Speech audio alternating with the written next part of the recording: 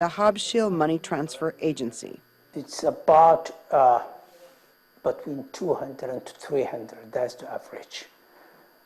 We also have a lot of people who send $20, $30, $50.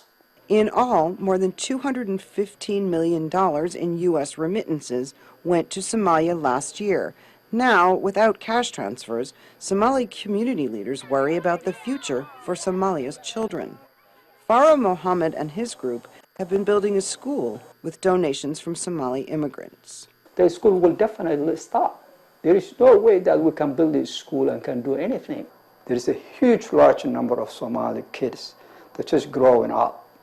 And unless they get a right education, right assistance, we don't know what their life will be. Some lawmakers and aid groups have raised concerns about the humanitarian consequences and have called for an emergency plan. Scott Paul is a senior advisor at international aid group Oxfam America.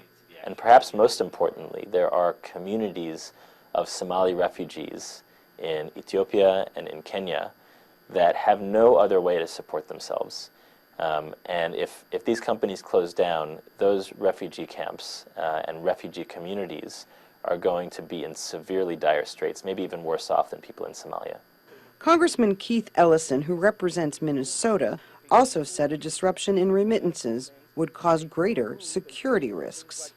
And when you know that the Al-Shabaab and the other recruiters will offer a young man a gun, a wife, and a few bucks, it becomes clear how critical it is. We must fix this remittance problem.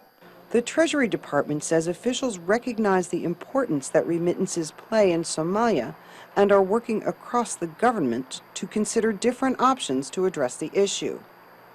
But no solution has yet emerged. Somali immigrants are in fear for their loved ones. Really, I'm worrying about I cannot send the money back home, and I don't know what to do.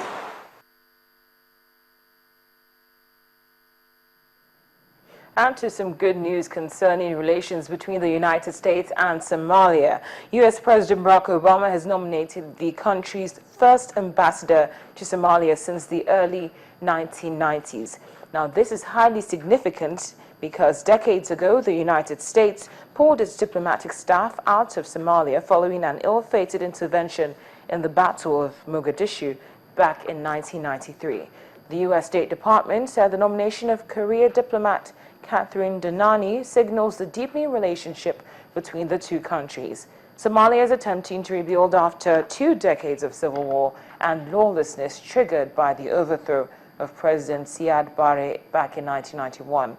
The fragile government is being backed by international aid aimed at preventing it from becoming a haven for al-Qaeda-style militants in East Africa. Coming up after the break on Network Africa, we'll be looking at the issue of early child marriage, not just in Nigeria, but also in Malawi. Please stay with us. Welcome back. You're still watching Network Africa on Channels Television now. Just before we look at the issue of child marriage in Malawi, right here in Nigeria, General Muhammadu Buhari says the forthcoming general elections in Nigeria is crucial as it's expected to further democratic consolidation in the African continent in general.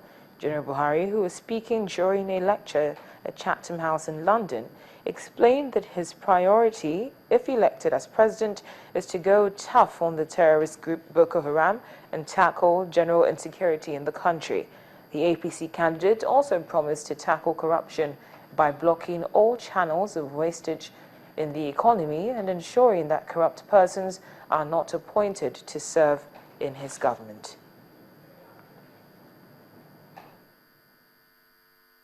We will run a functional economy driven by a world view that sees growth not as an end by itself, but as a tool to create a society that works for all, rich and poor alike. On March 28th, Nigeria has a decision to make: to vote for the continuity of failure or to elect progressive change. I believe the people will choose wisely. In sum, I think that given its strategic importance, Nigeria can trigger a wave of democratic consolidation in Africa. But as a starting point, we need to get this critical election right by ensuring that they go ahead and depriving those who want to scuttle it the benefit of draining our fledgling democracy. That way, we will all see democracy and democratic consolidation as tools of solving pressing problems in a sustainable way, not as end in themselves. Now, that was the former head of state and the presidential candidate of the All Progressives Congress, General Muhammadu Buhari. Now, apart from the fact that all the stories we've been looking at so far today are all from the African continent, the issues in the continent are just as similar. For instance, the issue of early child marriage is not only a Nigerian one or a Malawian one, but an African one. Just last week, Malawi passed a law banning child marriage in a country where half of girls wed before they turn 18 and nearly 1 in 8 is married by the age of 15. Women rights campaigners hail the move as a great day for Malawian girls, but admit that there is a real challenge ahead in changing mindsets based on traditional practice. Malawi has one of the world's highest rates of child marriage. Girls are allowed to marry at 16 or 15 with parental consent, but many marry much younger. Half of girls wed before their 18th birthday, and nearly 1 in 8 is married by 15. Early marriage not only deprives girls of education and opportunities, but also increases the risk of death or serious childbirth injuries if they have babies before their bodies are ready. Child brides are also at greater risk of domestic and sexual violence. Jane was a victim of child marriage. She got pregnant at 13 and is now, at the age of 16, the mother of a 2-year-old boy. My mother remarried, and I was left alone at home with my siblings. Later, my friends convinced me to start going out with men so I could have extra money. I later got pregnant and dropped out of school. And then I went to stay with that man. I am happy now. I was rescued from marriage and enrolled back to school. I have recovered and I get support from the organization that rescued me.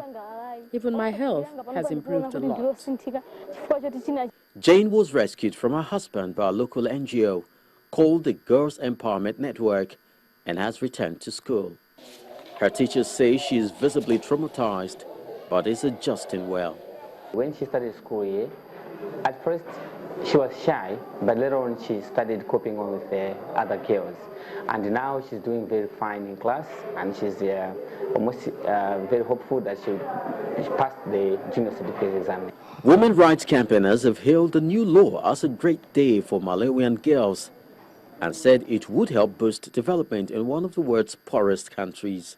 But they warn Malawi will not end child marriage without concerted efforts to tackle poverty and end harmful traditional practices like early sexual initiations. It's very much possible that not everyone will be happy with this, because I mean, some of them, some of the parents or the communities, they still have these attitudes that a girl is for marriage. So to change is a slow process, obviously. So some change will happen, but it is a slow process. Not everyone is happy with the change, but change is inevitable. It has to happen anyway. Child marriage is deeply entrenched in Malawi society, partly because of a belief that a girl should marry as early as possible to maximize her fertility. In parts of Malawi, when a girl reaches puberty, she may receive a nighttime visit from an older man known as hyena.